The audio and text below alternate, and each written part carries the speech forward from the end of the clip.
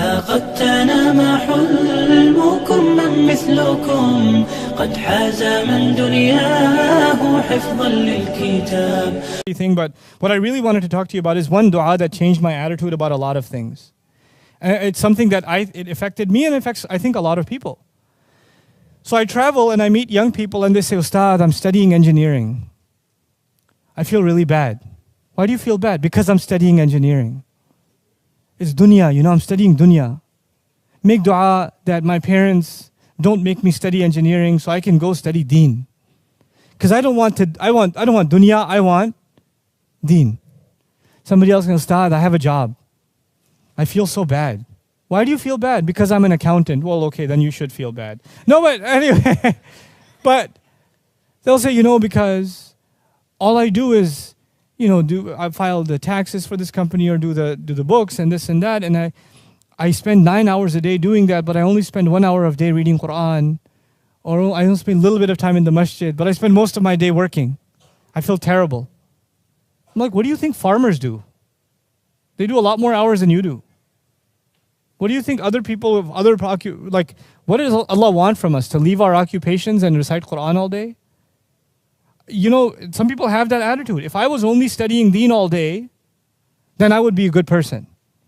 And if I'm doing other things, then I'm not a good person. If I'm earning a living, I'm running a business, I'm going to college, then I'm not a good person. SubhanAllah, this is so off. It's so far from the view Allah the picture Allah paints in the Quran. I can't even begin to describe. Why would this book want to keep you inside a library or inside a university or inside a masjid all day and all night when this book is saying, go look at the sky. قُلْ سِيرُوا فِي الْأَرْضِ. Go travel in the land. If you want to know the tafsir of go travel in the land, it's not going to be from Ibn Kathir or Qurtubi or Ibn Ashur rahimahumullah. Where are you going to get the tafsir of go travel in the land? By going and traveling in the land. Where are you going to get the tafsir of, أَفَلَمْ يَنْظُرُوا إِلَى الطَّيْرِ فَوْقَهُمْ صَافَّاتٍ وَيَقْبِضْنَا. Didn't they look at the bird above them, spreading its wings and collapsing them? It's not going to be a grammatical analysis that tells you what that ayah means. What is it going to be? You going out and watching birds spread their wings and saying, whoa. Allah wants you to experience life. Here's what He tells you in this book. You come back to this book, it pushes you out in the world. Then the world outside pushes you back into the book. Then it pushes you back in the world. You keep going between the ayat of creation and the ayat of revelation. That's the process of the Quran. So one of these ayat that is so epic is the dua of Sulaiman alayhi salam. Sulaiman alayhi salam, when prophets make dua, they make dua for akhirah, they make dua for forgiveness, yeah? They make dua for their future generations, isn't it? Listen to this dua. قَالَ رَبِّ اغْفِرْ لِي. He said, Master, forgive me. وَهَبْ لِي مُلْكًا. And give me the gift of kingdom. Give me the gift of some kind of kingdom. مُلْكًا لَا يَنْبَغِي لِأَحَدٍ مِّن بَعْدِي. That is not even appropriate for anyone who comes after me. Give me so much kingdom that it's not even appropriate for any human being that comes after me to have that kind of kingdom. Innaka antal wahhab. You are the one who continuously gives gifts. What is Sulaiman alayhi salam asking for? First thing, forgive me. Second thing, which is what shocked me, I was like, whoa, what? He asked for kingdom. Okay, that's deen or dunya, by the way, by our standards. It sounds like dunya, isn't it? And not just dunya. Don't just give me and give other people. He didn't just say that. He said what? Give me so much and give me something that is not even fitting for anybody else. Make me unique in what you give me. In where? In dunya. How in the world is this appropriate? It sounds like he's asking only for dunya. The beauty of this dua, number one, is his top priority. Ya Rab, forgive me. If you understand, Ya Rab, forgive me, then everything else about this dua will make sense. If you don't understand, Ya Rab, forgive me, you will not understand what the rest of this dua is. A human being can only do so much in this life. I'm only going to live so many years. Then I'm going to be leaving this earth, whether I like it or not. My date is done. My time is done, the angel shows up, the appointment is there, it can't be delayed. The only thing that lives after me is what? as far as my akhirah is concerned and my forgiveness is concerned, I can make astaghfirullah, astaghfirullah, astaghfirullah. I can make tawbah to Allah. I can cry before Allah only so many years, only so many times. But what can help me earn Allah's forgiveness even after I die? It's called sadaqah jariyah, isn't it? Something good you leave behind. The hadith will tell us your sadaqah jariyah could be your money. One of the most beautiful forms of sadaqah jariyah is what? Your children, they do good deeds after you, yes? Allah has given different people different blessings. Some people have money, they don't have children. Some people have children and they don't have money. But al-malu wal-banuna zinatul hayatid dunya. Money is a part of the beauty of this life. Children are a part of the beauty of this life, isn't it? Now Allah gives certain people certain capabilities and other people other capabilities. If you study the prophets in the Quran, they don't all have the same talents. They have different personalities and they have different special skills. They have different highlights. The thing about Sulaiman alayhi salam, his special ability is governance. He knows how to govern. He knows how to take control. He knows how to even control the rebellion of who? Of jinn. He can even do that. So he has an unusual capability of government and controlling resources and putting things to service. Now, is that a common quality or a very rare quality? The more power you get in government, the more corruption you get. Okay?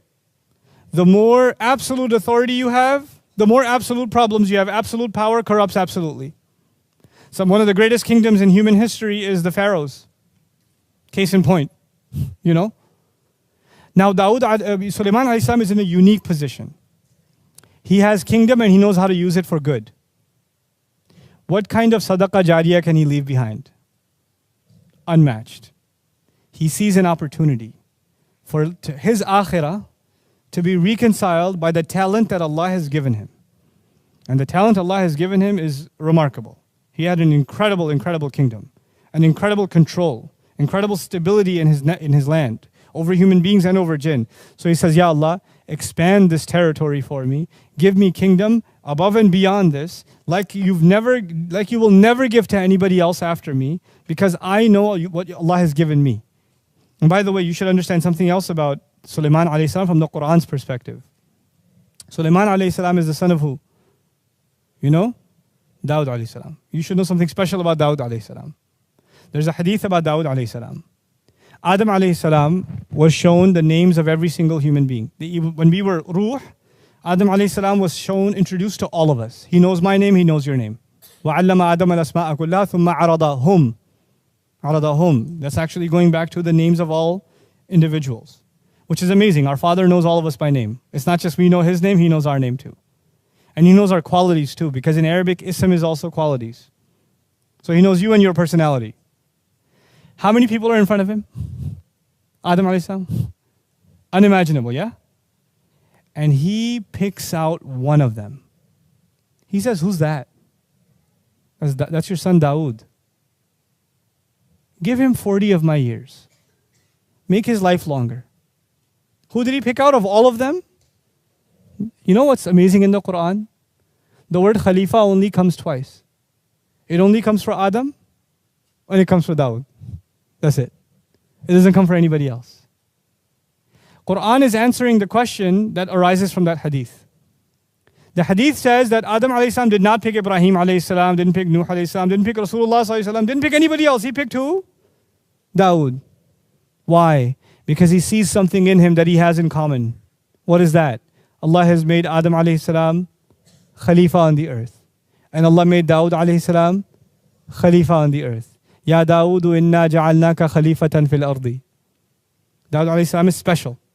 Now, Dawood alayhi salam himself is Khalifa, but who's his son? So Sulaiman alayhi salam is not just a prophet, he's also the son of a prophet, but a son of a special prophet. A prophet who was a Khalifa, a great ruler, a governor at the same time. And so his upbringing gives him knowledge of revelation, but also knowledge of how to live by that revelation, not only at the level of an individual and a family and a community, but at the level of entire governance. He's been brought up in that system. Even before, even as a child, he's been brought up in that system, right? And eventually Allah grants him prophethood. So he realizes the value of leaving a legacy behind. He's learned that from his father. And so he understands that he's going to die, but his legacy should live on. The legacy of good that he creates should live on.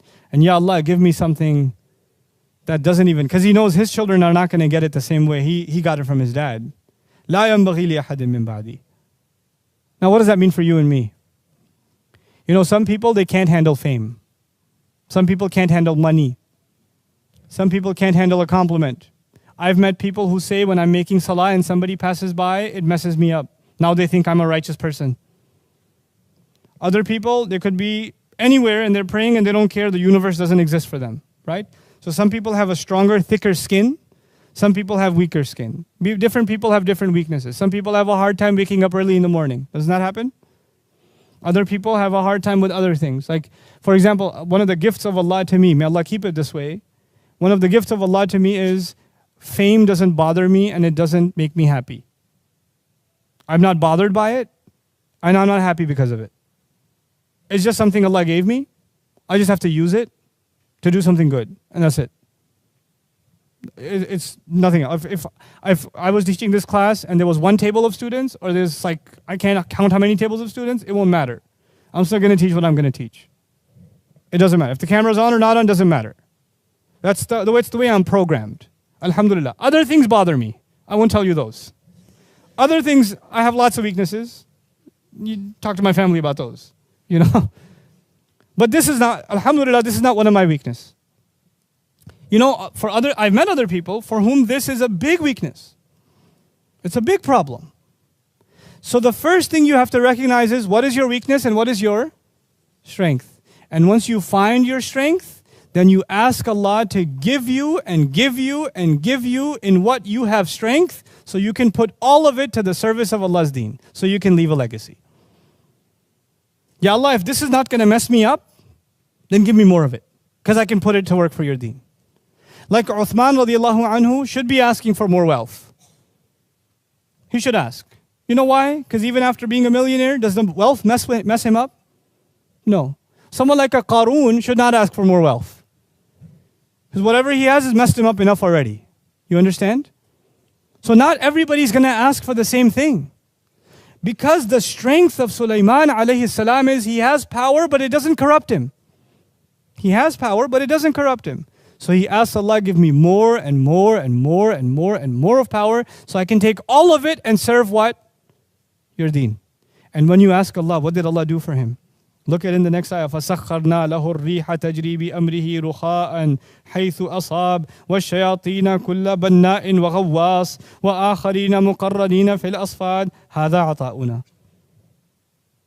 I made the winds submit to him. I made shayateen do work for him. Others I made dive deep into the ocean for him and pull out its treasures. Others I put in chains in prison, the ones who wouldn't listen to him. I put them in chains for him. This is all what we give. This is what we give.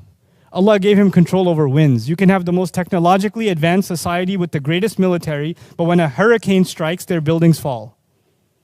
They can't protect themselves from what? The wind. They can't. They can't protect themselves from the earthquake. They can't protect themselves from the flood. Isn't it? They could have billions of dollars spent in defense, and they can't protect from the wind. Allah Azza wa Jal gave Sulaiman alayhi salam, who needs a military when you have the wind?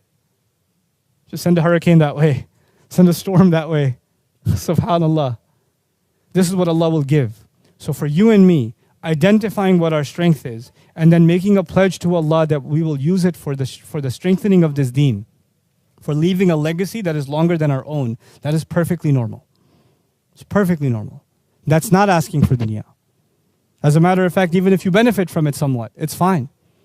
Because you take from it what you need, and you give from it what will build your akhirah. Because what was the priority from the very beginning? Rabbi, ighfirli, forgive me. This is all in hopes of earning Allah's forgiveness. No matter how many good deeds I do, they're not going to be enough, so I keep doing good deeds even after I'm dead.